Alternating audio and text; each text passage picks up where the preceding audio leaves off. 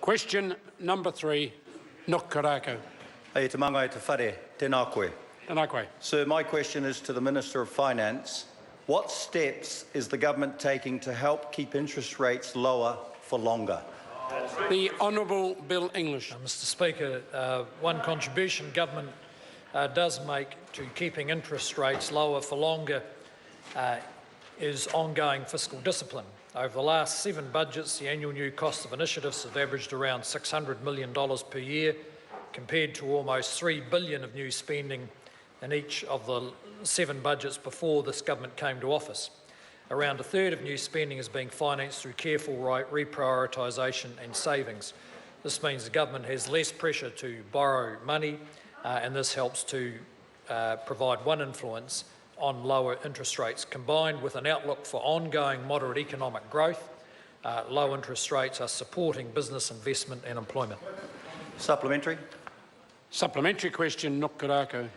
How are lower interest rates, rising wages and low inflation putting more money and more spending power in the pockets of New Zealand families? The Honourable Bill English. Well, Mr Speaker, just by way of example, the latest data from the Reserve Bank shows that the average interest rates on first home mortgages at the end of February was 5.8%. This compares to a nearly 11% at the top of the cycle in 2008.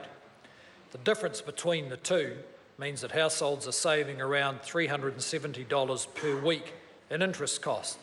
So it's not surprising that they are slightly more willing to pay more for houses. Of course, the actual interest rates paid by households vary widely, and many will be saving more than $370 a week. At the same time, wages are rising at just over 3% per annum, while the cost of living is increasing at 0.1%, meaning that wages are keeping ahead of the cost of living. Supplementary. Supplementary question, Nuk Korako. How does an independent monetary policy support investment, employment and growth? The Honourable Bill English. Mr Speaker, New Zealand has an independent monetary policy built on the idea that politicians can't be relied on to sensibly set interest rates. The value of independent monetary policy is widely recognised all around the world. That independence gives households and businesses relative certainty about what will influence future interest rates, economic output and prices, and this, of course, creates a more certain environment for investment and employment. New Zealand's monetary policy framework was put in place 30 years ago precisely to deal with the problem of politicians setting interest rates. Supplementary. Supplementary question, Nuk Korako. What reports has he seen on alternative approaches to economic management?